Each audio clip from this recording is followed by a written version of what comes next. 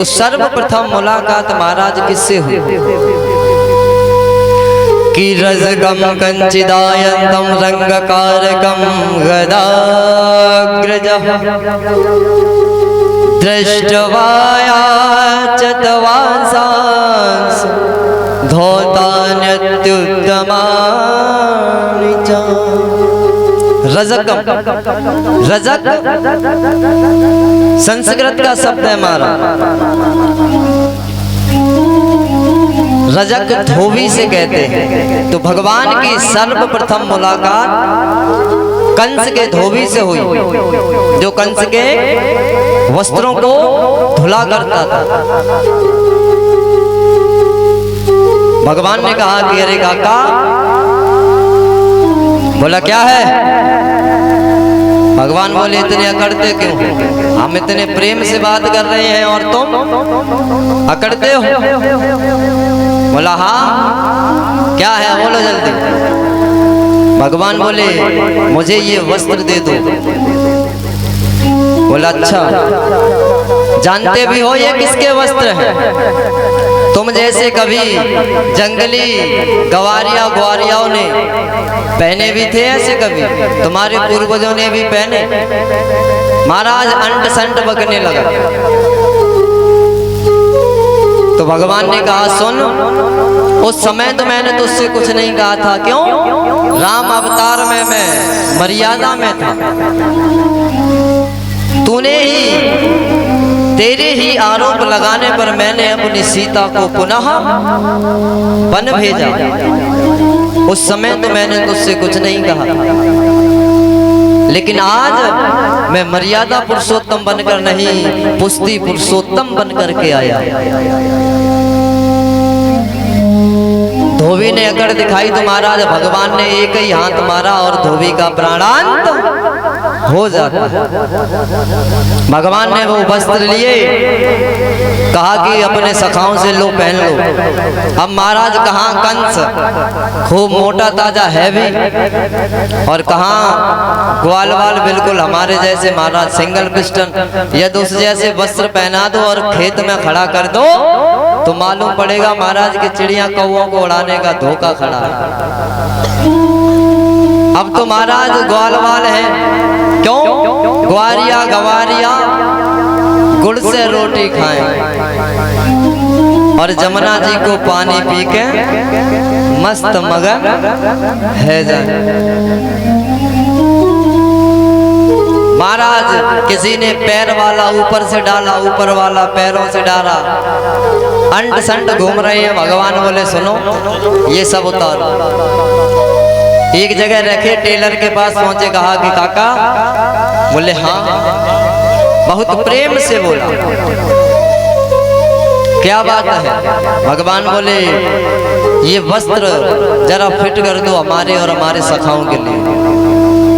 Taylor ने महाराज वस्त्रों को तुरंत उनके बराबर का किया, उन्हें दिए। भगवान ने वरदान दिया कि जाओ तुम्हारे अंदर सदैव एक नई कटिंग दिमाग में पहले से ही आ जाएगी। पहले वाली ओल्ड होने को आएगी, उससे पहले ही एक नई दिमाग में डिजाइन आ जाएगी। ये उसी का प्रताप है महाराज। देखा होगा कई लोगों को कि वो अपनी इस खोपड़ी पर कहीं वीवो, कहीं सैमसंग, कहीं टावर से खड़े चकाचक। ये उन्हीं का वरदान दिया हुआ है। भगवान थोड़े से और आगे बढ़े। अब तो जब ग्वाल वालों ने वस्त्र पहन लिए तो बोले अरे कन्हैया। भगवान बोले क्या है? सुनना, अब भाई हम कच्चे ब्रजवासी लगे। बोले तो पक्के कब लगेंगे?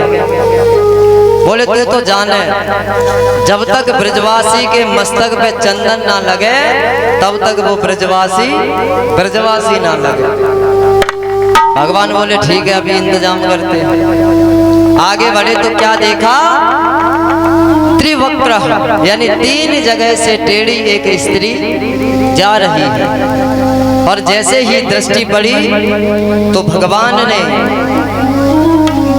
आवाज लगाई, कहा कि ये सुंदरी, अब महाराज कोई कुरूपवान हो और आप उससे सुंदर शब्द का उद्बोधन करके कहें तो उसे अचंबा होगा। वो कहने लगी तुम यहाँ के तो नहीं लगते, कहीं बाहर के हो। यहाँ के तो सब मुझे परेशान करते ही हैं, क्या तुम भी मुझे परेशान करने ही आए हो? मैं कहाँ से सुंदर लगती हूँ? भगवान बोले अरे देवी, तुम सुंदर हो, रूपवान हो, इसीलिए मैंने तुम्हें सुंदर शब्द का तुम्हारे लिए उद्बोधन किया। कहा कि इस कटोरे में क्या है? तो बोला ये चंदन है, मैं यहाँ के राजा कंस को प्रतिदिन चंदन लगाने जाती हूँ। भगवान बोले क्या ये चंदन हमारे लगा सकती हो? बोला अवश्य। तो उसने भगवान को और भगवान के सखाओं को चंदन का तिलक लगाया और भगवान वहां से जब जाने लगे तो बलराम जी सोचने लगे कि कन्हैया ने अभी तक सब पर कृपा की, लेकिन इस पर कृपा नहीं की, क्या कारण है?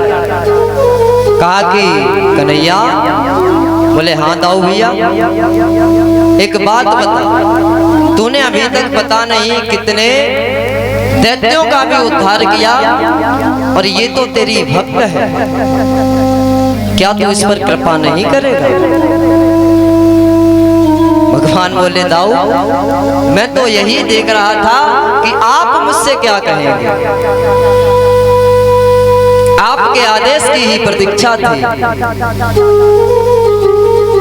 भगवान ने तुरंत कुब्जा के पैर के अंगूठे पर अपना पैर रखा और अपना हाथ का अंगूठा उसकी ठोड़ी से लगाया और थोड़ा सा झटका दिया तो महाराज कुब्जा एकदम कुरूप से सुंदर हो जाती,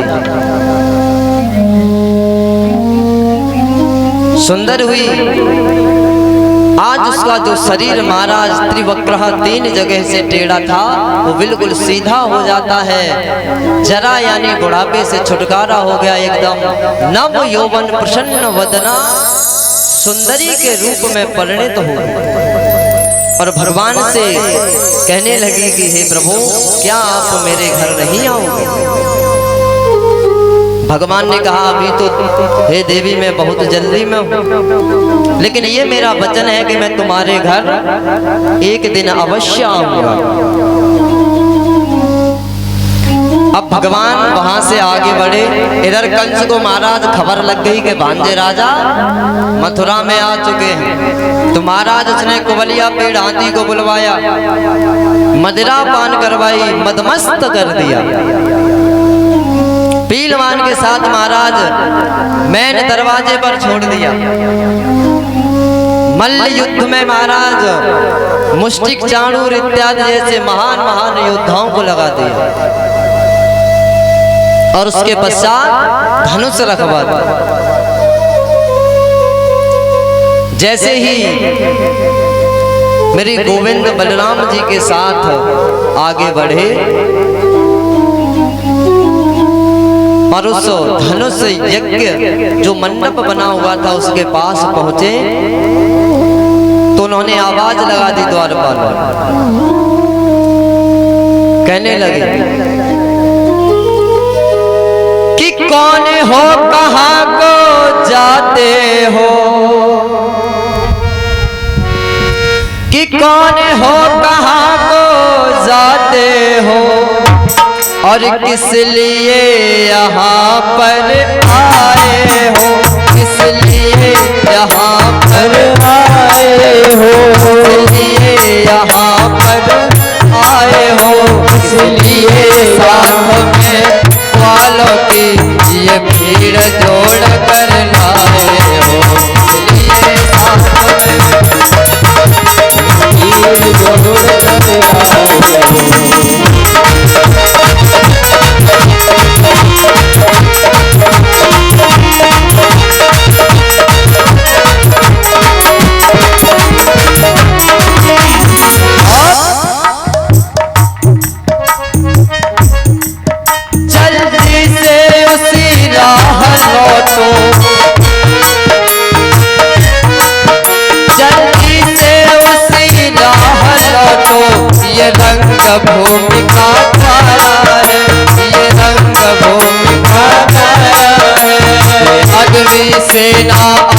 पढ़ो ये शंकर का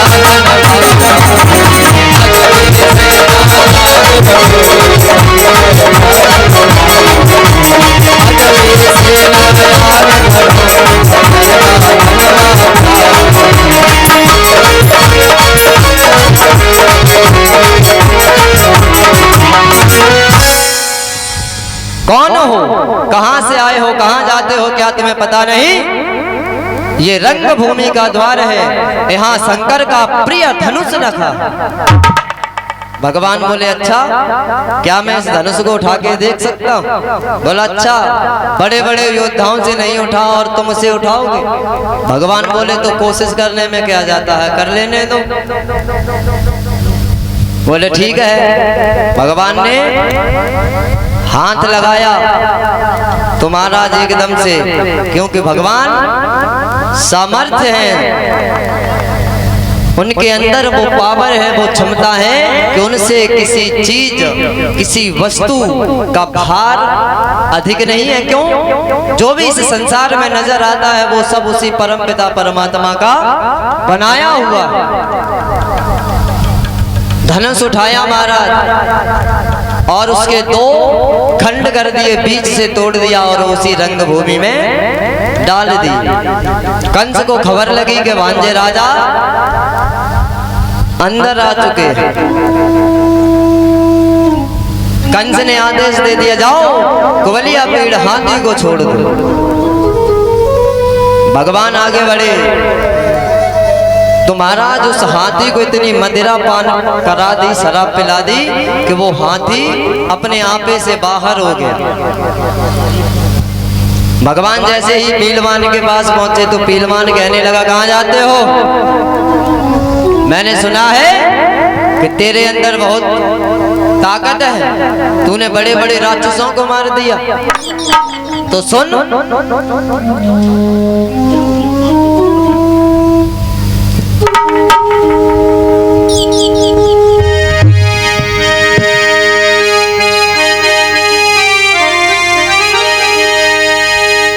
कि 10,000 हाथियों की ताकत मेरे इस हाथी में, 10,000 हाथियों की ताकत है, और तेरे अंदर मैंने सुना है इतना बल है, तो आजमा कि 10,000 हाथियों की ताकत और मेरे इस हाथी पर आजमाओ और इसको द्वार से अलग कर दो, इसको हटा दो, फिर चाहे जहां चले जाओ, इसको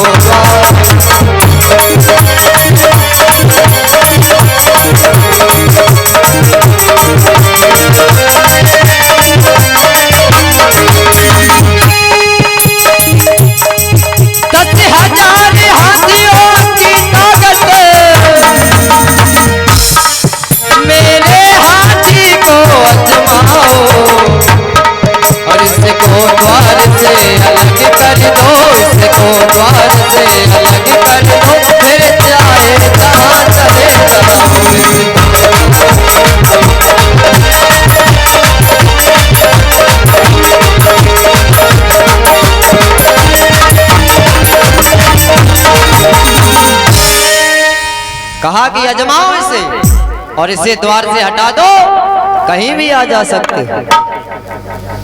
भगवान ने वो कहा कि ठीक है।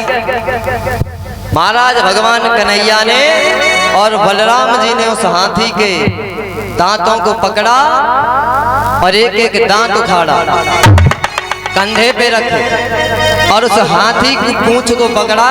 महाराज ऐसे घुमाया जैसे छोटा सा बच्चा प्लास्टिक का खिलौना घुमाता, और घुमाया और घुमा के जो पटका महाराज उस कुवलिया पीड़ हाथी का प्राणांत। अब भगवान और आगे बढ़े तो महाराज कंस ने आदेश दे दिया मुष्टिक और चांडूर को। कंस ने देखा कि छलिया कृष्ण आ चुका है तो उसने मुष्टिक चांडूर को आदेश दिया कि खटमल की तरह मींज डालो, खटमल की तरह मींज के रख दो छलिए को, और छलिए का चकना चूर करो, और मेरी आंखों के आगे से और मेरे पैरी को दूर करो।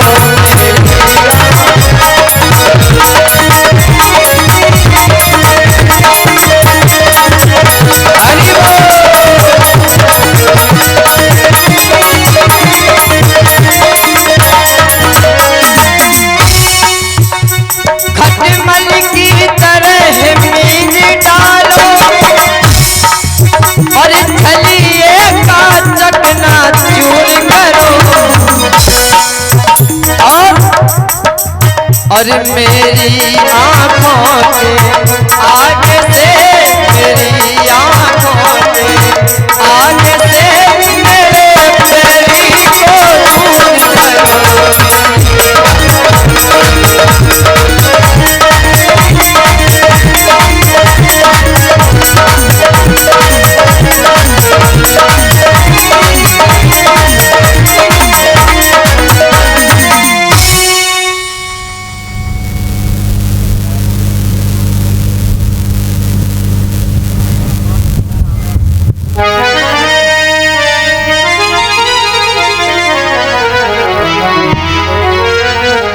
प्रेम से बोलिए गोविंद भगवान की।